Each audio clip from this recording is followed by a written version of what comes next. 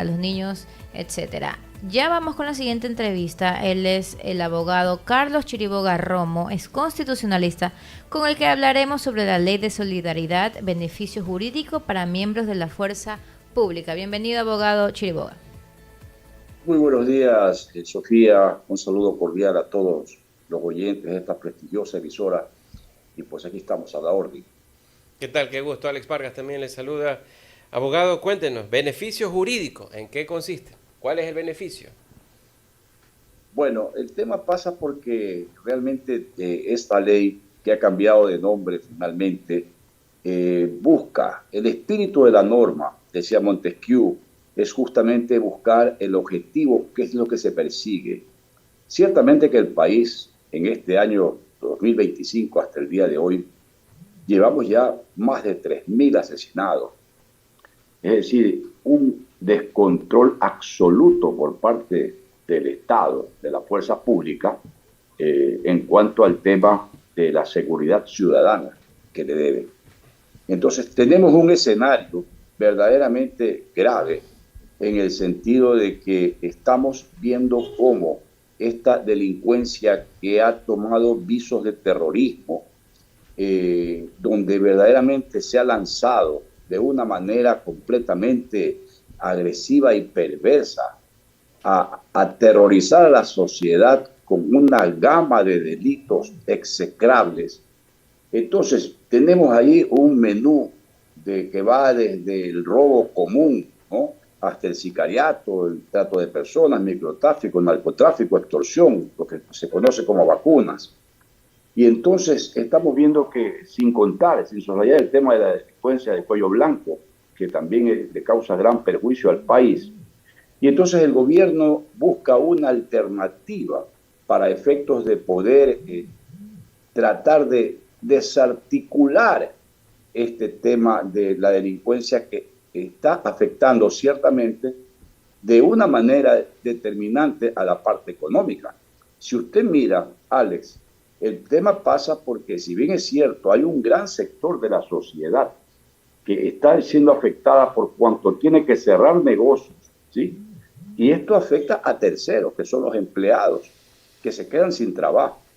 Y aparte de eso, imagínese usted, tiene otro daño colateral muy grave, que es la migración que está produciendo a estos ciudadanos que huyen despavoridos ante la indefensión que están los ciudadanos, donde ya se denuncia que son ya más de 100.000 ecuatorianos, de acuerdo a esta Fundación Noruega, que han tenido que emigrar obligadamente de su sector para efectos de salvar a sus hijos, salir del riesgo que tienen de ser extorsionados, secuestrados o asesinados. Entonces, esta afectación económica, que ya son miles de millones de dólares, ¿sí?, tiene a su vez una mecánica inversa, que a su vez son los actores, los delincuentes, los que están captando este enriquecimiento ilícito, que son consecuencias justamente de toda esta gama de delitos. Entonces, cuando nosotros podemos ver cuáles son los beneficios de la ley en su conjunto tiene muchos beneficios, pero tenemos que ser muy cuidadosos también en el análisis de lo que puede también producirse, porque tenemos unas Fuerzas Armadas que están sueltas en la calle, y que están ahora colaborando con la policía, y que aún así, entre paréntesis, siguen estando superados hasta el día de hoy. Entonces, ¿qué pasa? Que existe un principio de la obediencia debida, que es la que tiene obligatoriamente que cumplir un subalterno hacia su oficial superior.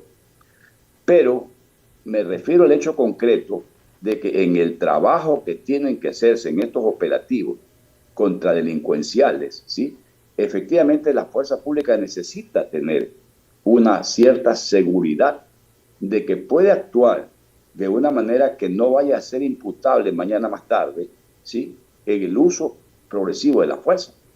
Porque estamos viendo que tenemos una delincuencia armada que verdaderamente está matando policías y militares, ¿sí? Recordemos los militares que fueron asesinados hace poco aquí en una provincia del Ecuador.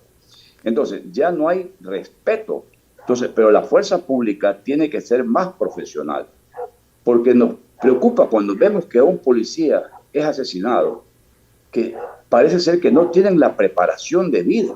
O sea, aquí el comandante de los operativos se convierte en el responsable de que su pelotón salga a cumplir una misión exitosamente y que luego regrese, ¿sí?, de una manera absolutamente honesta y no haya tenido una acción dolosa en el cumplimiento de sus funciones. Porque entonces eso... Sí, Sofía. Sí, justamente eso le iba a consultar, porque usted habló del uso progresivo de la fuerza y que no había tenido una acción dolosa. Eso es importantísimo, abogado, porque, por ejemplo, en el caso de las Malvinas, el abogado de los militares está utilizando la ley de solidaridad para ya recibir el indulto que bien beneficio les da a los militares, ¿no?, a las Fuerzas Armadas. Y estoy totalmente de acuerdo que las Fuerzas Armadas deben sentir un respaldo para poder actuar contra esta crisis de seguridad que ya se está volviendo sin precedentes, ¿no? Pero el propio oficialismo, el legislador Álvarez, ha dicho que estos tipos de indultos y estos habeas corpus que están utilizando en estos casos ya que no ha sido realmente del accionar normal de las Fuerzas Armadas, sino ya de algo que aparentemente va más allá, tal vez de un abuso o de un hecho doloso, aparentemente porque todavía no hay sentencia, pero que este tipo de acciones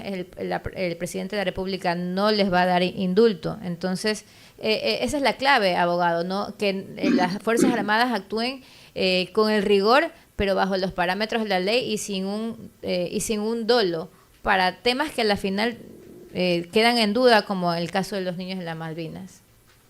Sí, lo que pasa aquí que cuando se legisla, no se puede hacer una ley para efectos que quede a la discrecionalidad del presidente de la República cuando le otorga el beneficio y cuando no se lo otorga. Porque yo pienso que para eso existe un proceso, ¿sí?, en el cual el fiscal debe llenarse de manera absolutamente convencida de pruebas irrefutables de la imputación y del cometimiento del delito, y el juez, dentro de las reglas de la sana crítica, es el que resuelve en el proceso. Entonces, no puede ser posible que para unos casos sí y para otros casos no. O sea, la cuestión del indulto no podía jamás entrar en un tema de soslayar el procedimiento procesal para llegar al mismo, porque debe entonces primeramente darse un proceso, llegar a haber una acusación, las audiencias respectivas, la sentencia respectiva, las apelaciones y todos los recursos, para efectos de que una vez que esté ejecutoriada la sentencia, entonces sí el presidente de la República tiene, de acuerdo a la ley, la facultad de otorgar un indulto, pero no puede dar un indulto a priori, pues. O sea, a mí me parece que aquí no hay delito, yo lo indulto previamente y pasándose todo el proceso. Entonces, eso obviamente sería un acto bárbaro, violatorio a la ley y a la Constitución de la República y el debido proceso. Entonces, no podemos saltarnos de hechos que son absolutamente irremediablemente aceptables dentro de un proceso. Entonces, en el caso, por ejemplo, de que ahora se está hablando justamente de que con esta ley podría este mismo caso, estos ciudadanos beneficiarse de este hecho, eso no es posible, hablando en estricto derecho, químicamente puro, el aspecto jurídico, lo revisamos por cuanto la ley siempre es para lo venidero y no tiene efecto retroactivo. Entonces, en este concepto, estos individuos que están procesados por este crimen execrable, ¿sí?, que debe ser sancionado con el máximo rigor de la ley, que sirva de ejemplo, a propósito, para el resto de ciudadanos uniformados que están en las calles, ¿sí?, no pueden acogerse a una reforma que ya ellos están encuadrados en el procedimiento que ya determina en estos instantes el Código Orgánico Integral Penal. Entonces, no pueden venir a decirme, oiga, sacar una reforma, o sea, sería con dedicatoria.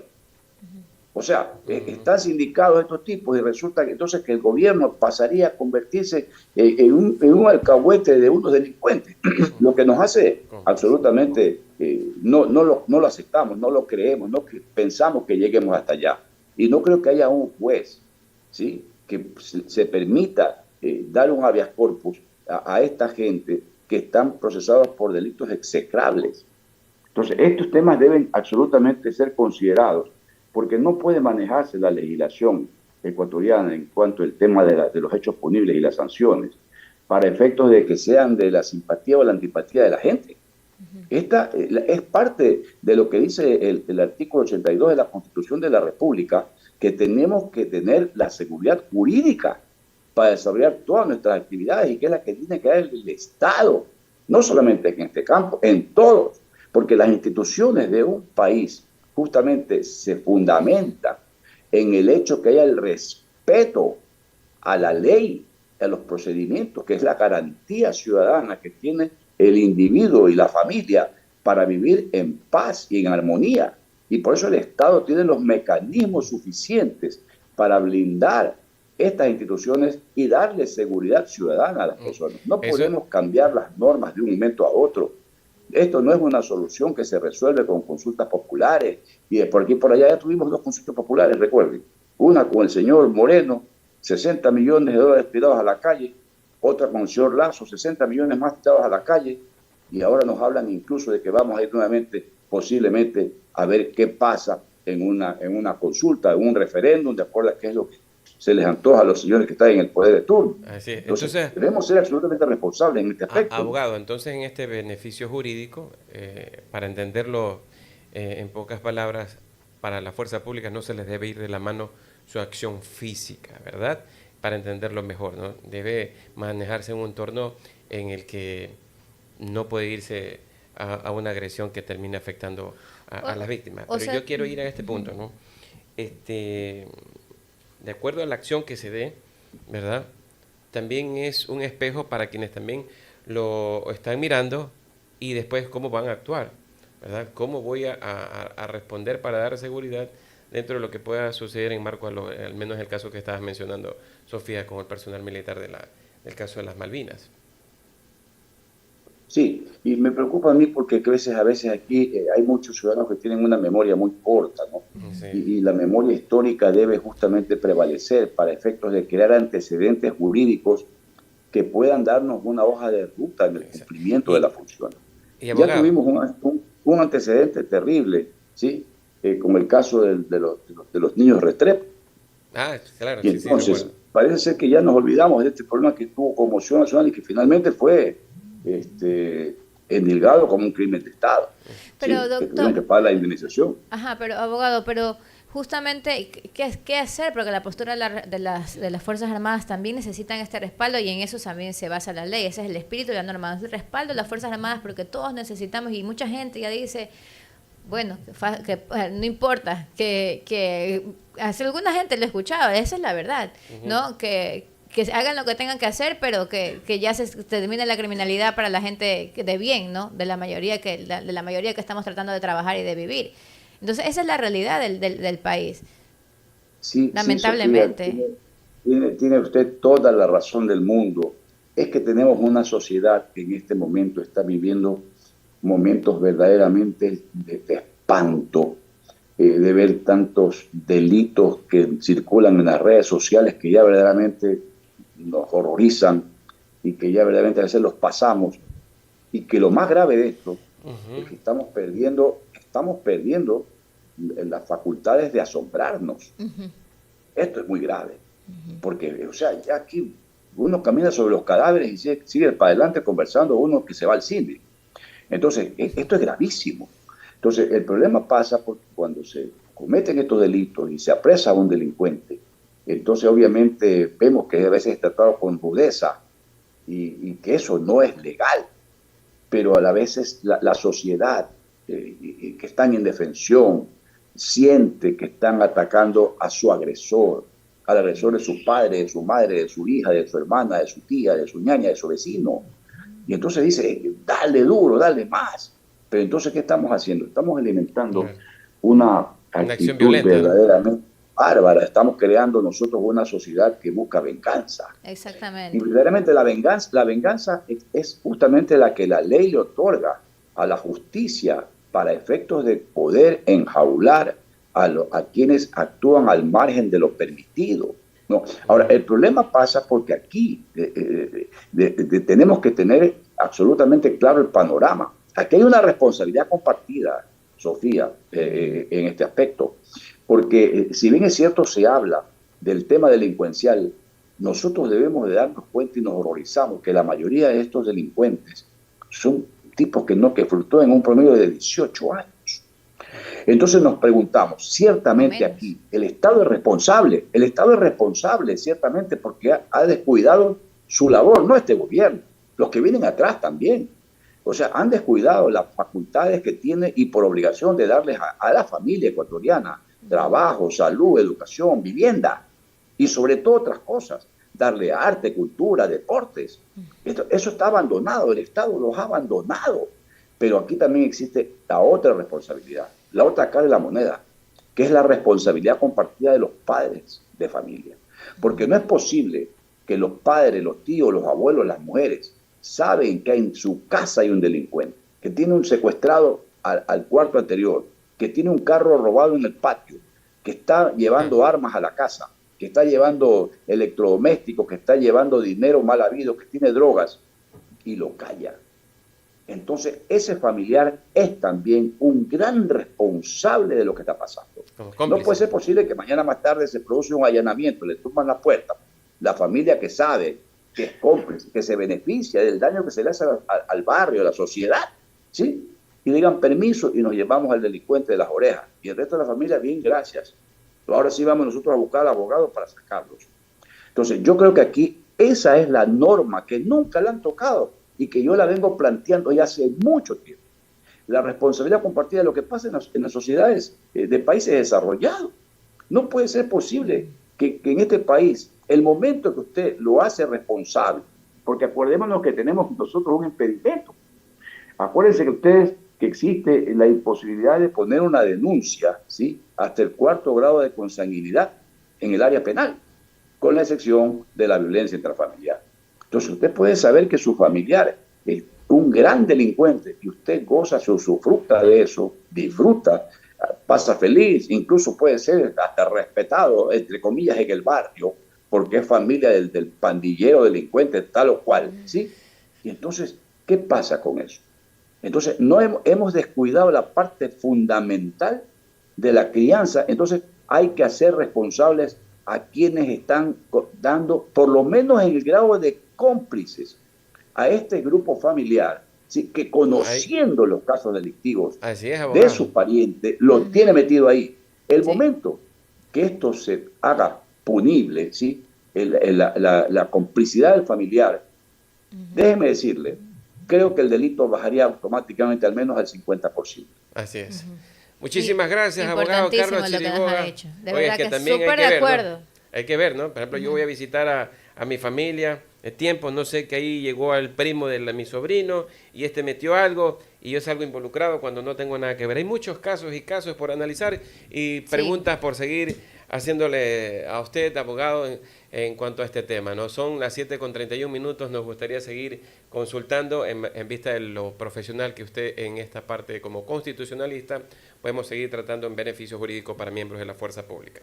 Gracias, abogado, de verdad que concuerdo mucho con usted y también, bueno, habría que ver esa propuesta porque también ver el lado de que cuando vivan con esa persona, porque hay padres o madres que no conviven o abuelos y al final... Pero estoy guardado hasta que se descubra... Claro, si se hacen los tienen ahí guardados es porque son cómplices. Y me toca gastar en abogado. Ahí lo tendré que llamar a usted, abogado, para que me ayude. Muchísimas gracias. Hasta luego, Muchas gracias, Sofía. Muchas gracias, Alex, por la invitación. Pase bien. Siempre. Felicidades, éxitos. Gracias. Con una buena intervención por parte del abogado. Pino, se va el tiempo y hasta esto ya le ponemos punto final aquí en